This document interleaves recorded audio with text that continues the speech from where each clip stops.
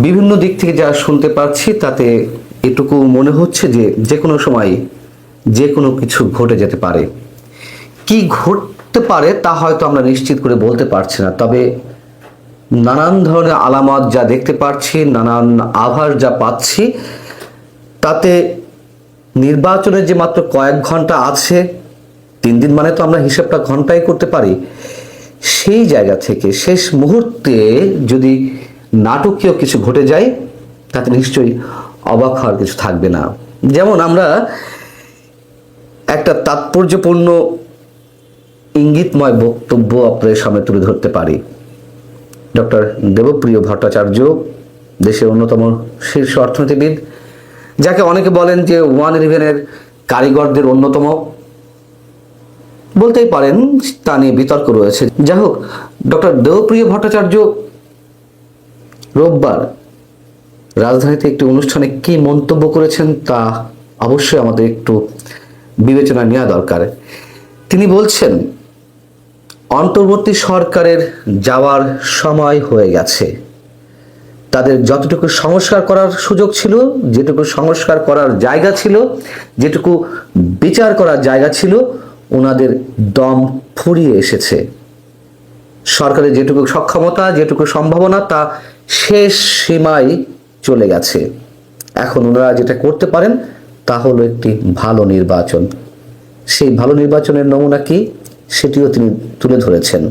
আমাদের মনে রাখা দরকার যে ডক্টর দেবপ্রিয় ভট্টাচার্য নিশ্চয়ই কোনো ধরনের ইঙ্গিত ছাড়া এই ধরনের মন্তব্য করেন না। তিনি বলছেন, আসন্ন নির্বাচন যথেষ্ট অন্তর্ভুক্তিমূলক নয়, তবে অংশগ্রহণমূলক করার সুযোগ এখনো আছে।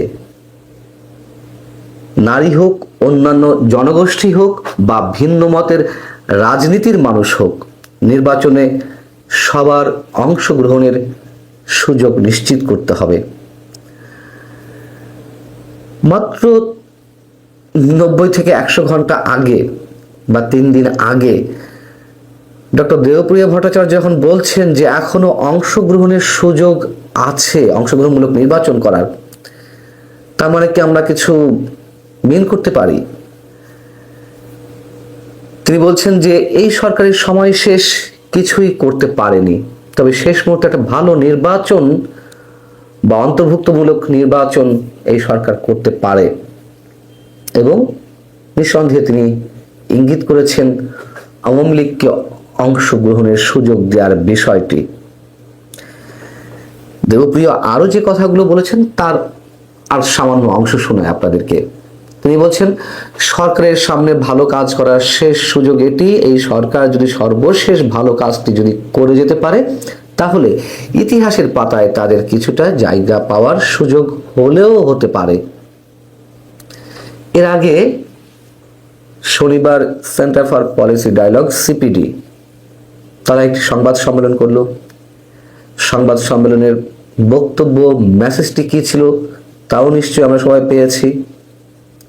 সেখানে 12 ফেব্রুয়ারি অনুষ্ঠিত জাতীয় নির্বাচন থেকে আওয়ামী লীগকে বাদ দেওয়া হলে এই নির্বাচন অন্তর্ভুক্তিমূলক এবং গ্রহণযোগ্য হবে না আন্তর্জাতিক বিশ্বে, এই মন্তব্যই করা হয়েছে। সিপিডি মনে করছে যে একটি বিশ্বাসযোগ্য, অংশগ্রহণমূলক ও গণতান্ত্রিক নির্বাচন নিশ্চিত করতে হলে সব প্রধান রাজনৈতিক পক্ষ এবং তাদের সমর্থক ভোটারদের অন্তর্ভুক্ত করা জরুরি। তা না হলে নির্বাচনের ফলাফল নিয়ে দেশ বিদেশে প্রশ্ন ওঠার আশঙ্কা থাকবে। আবারও সেই প্রশ্ন করি, ডক্টর দেবপ্রিয় ভট্টাচার্য পার্সোনালি নিজের অবস্থান থেকে এই মন্তব্য করছেন রোববার, আর শনিবার তারই প্রতিষ্ঠান বলতে গেলে সিপিডি শনিবার এই মন্তব্য করল। আমি মাত্র কয়েকদিন আগে আপনাদের একটি বিশেষ গোয়েন্দা সংস্থা, মানে দেশের বাইরের একটি বিশেষ গোয়েন্দা সংস্থার প্রতিবেদনের কথা বলছিলাম যে ইলেকশন ইঞ্জিনিয়ারিং হবে। এটি যদি, মানে এটা বিভিন্নভাবে যেভাবে শোনা যাচ্ছে, যদি বিএনপি সেটি উপলব্ধি করতে পারে এবং উপলব্ধি করার পরেও যদি এই নির্বাচনে অংশ নিয়ে থাকে তাহলে সেটি হবে আত্মহত্যার শামিল। ওই প্রতিবেদনে ছিল যে যদি বিএনপি সত্যিই এটি উপলব্ধি করতে পারে তাহলে তারা শেষ মুহূর্তে এসে নির্বাচন বয়কটও করতে পারে। নতুন তফসিল অনুযায়ী নির্বাচন হওয়ার সম্ভাবনা ওই প্রতিবেদনে উল্লেখ করা হয়েছে 30শে জুনের কথা, এবং সেই নির্বাচনে আওয়ামী লীগ সহই সবার অংশগ্রহণমূলক একটা জায়গা থেকে নির্বাচনটি অনুষ্ঠিত হবে। ডক্টর দেবপ্রিয়র মতন নাগরিকরা যখন আওয়ামী লীগকে ইঙ্গিত করে কিছু বলেন, আমরা ধরে নিতে পারি বিশেষ কোনো আলামতের প্রেক্ষিতেই তাদের মতো মানুষেরা এই মন্তব্য করছেন। গণভোট নিয়ে যে ষড়যন্ত্র চলছে, ডক্টর আলী রিয়াজের মতন কিছু মানুষ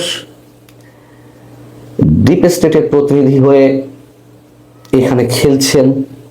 তাদের বিভিন্ন ধরনের উদ্দেশ্য রয়েছে। যুক্তরাষ্ট্রের অ্যাসাইনমেন্ট নিয়ে অথবা ডিপ স্টেটের অ্যাসাইনমেন্ট নিয়ে তারা এখানে অনেক কিছু করার চেষ্টা করছেন, এমন অভিযোগ এখন গুটি কয় মানুষের মধ্যে সীমাবদ্ধ নেই। যারা এই রাষ্ট্রের খুব গুরুত্বপূর্ণ স্টেক হোল্ডার, বিভিন্ন সেক্টরে যারা নিজেদের গুরুত্বপূর্ণ ভূমিকা রাখছেন, তাদের মুখ থেকে এখন এই ধরনের কথা বেরিয়ে আসছে। এবং যে ডিপি ওয়ার্ল্ডের সঙ্গে চট্টগ্রাম বন্দর ইজারা দেওয়াকে কেন্দ্র করে যা কিছু হয়ে আসছিল, সেখান থেকে সরকার পিছু হটেছে, এর আগে আমি আপনাদের জানিয়েছি। এবং শেষ মুহূর্তে এসে আরো অনেক ধরনের বিতর্কিত বিষয় রয়েছে, সম্ভবত সরকার সেগুলো সামাল দিতে পারবে না। এবং অনেকেই বলছেন এর চেয়েও যদি ভয়ঙ্কর কিছু ঘটে যায়, যা আমরা অনুমান করছি, নির্বাচন পিছিয়ে যেতে পারে, নির্বাচন নাও হতে পারে। আমরা চাই একটি সুষ্ঠু নির্বাচন হোক, আমরা এখনো চাই আমাদের আশঙ্কাগুলো সত্য জায়গায় পরিণত না হোক, এটি আমরা চাই। কিন্তু যেই আশঙ্কা আরো তীব্র হচ্ছে, নির্বাচন শুধু পিছিয়ে যাওয়াই নয়, এর চেয়েও যদি ভয়ঙ্কর কিছু ঘটে, তাতেও নিশ্চয়ই অবাক হওয়ার কিছু থাকবে না। বিশেষ বিশেষ স্বার্থান্বেষী পক্ষ, তারা তাদের এজেন্ডা বাস্তবায়নের জন্য অনেক কিছুই করতে পারে, কিন্তু তারা যে সব সময় আবার সফল হবে, নিশ্চয়ই ইতিহাস সে কথা বলে না। একটা খুবই বিশ্বস্ত সূত্রের এবং খুবই গোপনীয় একটি প্রতিবেদনের প্রেক্ষিতে আজকের এই আলোচনা, এবং আমি আপনাদেরকে একটি সম্ভাব্য প্রশাসনিক কুর যে চারদিকে আলাপ আলোচনা এবং প্রাতিষ্ঠানিক রূপ পেয়েছে বাংলাদেশের দায়িত্বশীল পত্রিকা মানব জমিনে, সেই আলোচনাটাই আমি আপনাদেরকে বলেছিলাম যে আমার হাতে এমন কিছু তথ্য আছে যে তথ্যগুলো নিয়ে আমি আপনাদেরকে জানানোর চেষ্টা করব যে এই যে 12 ফেব্রুয়ারি নির্বাচন, এই 12 ফেব্রুয়ারি নির্বাচনে প্রশাসনিক কুর যে আলাপটি হয়েছে সেটি কিভাবে হতে পারে এবং এটা কি আশঙ্কা করা হচ্ছে। একটা খুবই এই জাতীয় নির্বাচনকে কেন্দ্র করে একটা গোপন পরিস্থিতির মধ্যে একটি গোপন মূল্যায়ন যেটি আমাদের সামনে এসছে, এবং আমরা সেই মূল্যায়নটি ধরে আপনাদের সামনে আলোচনাটা করতে চাই। আমি শুধু মনে করিয়ে দিই আপনাদেরকে যে এবারের নির্বাচন এটা ভোটের যতটা নির্বাচন তার চেয়েও বেশি মেটিকুলাস ডিজাইনের বাস্তবায়ন এবং কৌশল পাল্টা কৌশল সেগুলোর বাস্তবায়নের নির্বাচন। এটা আপনার শুধু ভোট দিয়ে আগামী আপনার সরকার নির্ধারণ হবে, এটা আমরা ঠিক মনে করতে পারছি না যে শুধু ভোটের মাধ্যমে আগামী সরকার নির্বাচন হবে।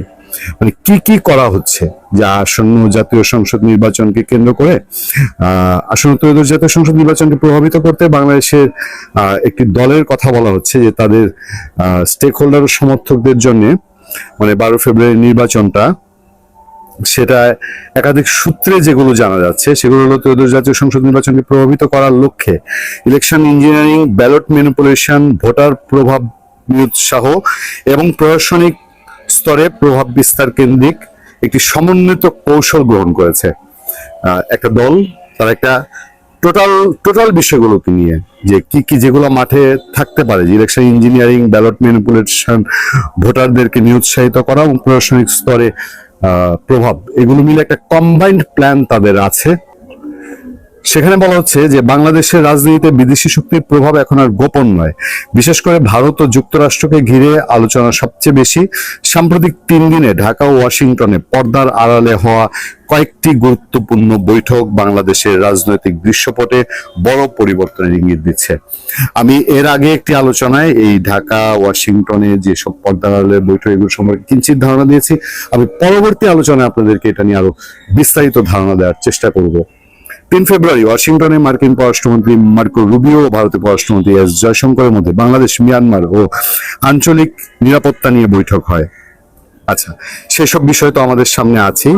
তারপর মূল অংশ যেগুলা কৌশলগত লক্ষ্য ঠিক করা হয়েছে ওই মেটিকুলাস ডিজাইনে, কৌশলগত কি কি ডিজাইন আছে সেই কৌশলগত ডিজাইনের মধ্যে আছে নির্বাচনের ফলাফলকে অনুকূলে আনা ও প্রতিদ্বন্দ্বী শক্তির ভোট উপস্থিতি কমানো, নির্দিষ্ট আসনে জয় নিশ্চিত করা এবং সামগ্রিকভাবে আসন সংখ্যা বৃদ্ধি, ভোট কেন্দ্রের নিয়ন্ত্রণ ও ভোট প্রক্রিয়ায় প্রভাব বিস্তার, নির্বাচন পরবর্তী বৈধতা প্রশ্নে মাঠ বাস্তবতা তৈরি করা।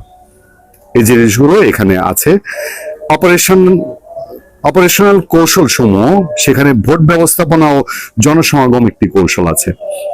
অটোরিকশা, মোটরসাইকেল চালক সহ বিভিন্ন শ্রেণী পেশার ভোটার এবং রোহিঙ্গা জনগোষ্ঠীকে ঢাল হিসেবে ব্যবহার করে ঢাকা, চট্টগ্রাম সহ বিভাগীয় শহরে ভোট কেন্দ্র এলাকায় সামরিক হোল চাপ সৃষ্টি, ভোট কেন্দ্রের বাইরে প্রেসার গ্রুপ প্রস্তুত রাখা। ব্যালট ও ভোট প্রক্রিয়া ম্যানিপুলেশন, নির্বাচন কমিশনের ব্যালটের হুবহু নকল ব্যালট পেপার ছাপার প্রস্তুতির অভিযোগ, নিজস্ব নিয়ন্ত্রিত প্রেস ব্যবহারের ইঙ্গিত। এর মধ্যে লক্ষণ দেখেছেন আপনারা, সিল সহ একজন জামাত নেতার নির্দেশে সিল বানানো হচ্ছিল, সেরকম একজনকে গ্রেফতার করা হয়েছে। 10 থেকে 20% জাল ব্যালট প্রস্তুত রেখে নির্দিষ্ট আসনে প্রয়োগের পরিকল্পনা, মানে কোন আসনে 10 থেকে 20% জাল ব্যালট দিয়ে ভোট দেয়া। বোরকা, হিজাব, নিকাবধারী নারীদের মাধ্যমে নকল ব্যালট ব্যবহারের কৌশল যাতে শনাক্তকরণ জটিল হয়। এজেন্ট ও অফিসার স্তরের প্রভাব, এটা নির্বাচন ম্যানিপুলেশনের একটা সাংঘাতিক বিষয় যে যদি এজেন্টদেরকে হাত করে ফেলা যায়।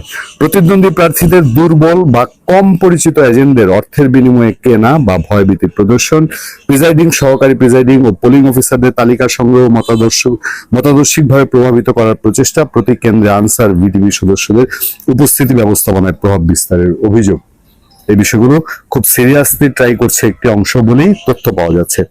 অর্থায়ন ও প্রণোদনা, দরিদ্র নিম্ন আয়ের ভোটারদের এনআইডি ও মোবাইল ফাইন্যান্সিং অ্যাকাউন্ট সংগ্রহ করে সরাসরি অর্থের বিনিময়ে ভোট দেওয়ার প্রস্তুতি, নগদ, বিকাশ, রকেট এসবের মাধ্যমে টাকা দেয়া। সবচেয়ে সেন্সিটিভলি এখানে তথ্য এসছে 162 থেকে 170 আসনের জন্য প্রতি আসনে আনুমানিক 100 কোটি টাকা বিশেষ বরাদ্দের অভিযোগ। 180 আসন লক্ষ্য করে সমন্বিত অর্থায়ন ও অপারেশনাল বাজেট। আমরা এর আগেও আপনাদেরকে কয়েকটি কন্টেন্টে বলেছি যে দল প্রায় 2000 কোটি টাকা বাজেট নিয়ে এবারের নির্বাচনের মাঠে লড়ছে। ভোটার নিয়োগ সহ বিশৃঙ্খলা সৃষ্টি, দুপুরের আগেই অপারেশন সম্পন্ন করে দুপুর বিকাল সময়ে উদ্দেশ্য প্রণোদিত বিশৃঙ্খলা সৃষ্টির পরিকল্পনা, যাতে সাধারণ ভোটাররা ভয় পেয়ে কেন্দ্রে না আসে, এলাকায় এলাকায় ক্যাডার মোতায়েনের করে ভীতি সৃষ্টিমূলক গুজব প্রচার, নানা রকম সহিংসতার আশঙ্কা তৈরি করে মানুষকে, ভোটারদেরকে একটা সময়ের পরে ভোট কেন্দ্রে আসাটা নিরুৎসাহিত করে দেয়া। এখানে আসন ভিত্তিক পরিকল্পনার মধ্যে ঢাকার কথা যেটা স্পেসিফিকলি জানা যাচ্ছে যে ঢাকায় 20টি আসনের মধ্যে 15টি আসনে জয় নিশ্চিত করতে ভোটার ট্রান্সফার ও প্রবাসী পোস্টাল ভোট ব্যবস্থাপনার অভিযোগ রয়েছে। নির্দিষ্ট হাই ভ্যালু আসনে অগ্রাধিকার ভিত্তিক রিসোর্স ডিপ্লয়েড, যেমন ঢাকার 17 আসন, সেখানে এটা একটা হাই প্রোফাইল আসন, সেখানে নির্দিষ্ট হবে। এরকম খুঁটিনাটি বেশ কিছু গুরুত্বপূর্ণ ইলেকশন ম্যানিপুলেটের প্লট কাজ করছে বলেই কি প্রশাসনিক কু এবং এই নির্বাচন জালিয়াতির নির্বাচন হতে পারে? বা বিভিন্ন নেতা তাদের বক্তৃতায় বলছেন যে পরিকল্পিতভাবে এবারে ভোটে যেন যা সঠিক ফলাফল সেটা প্রকাশ না হয় সে ব্যবস্থা করা হচ্ছে।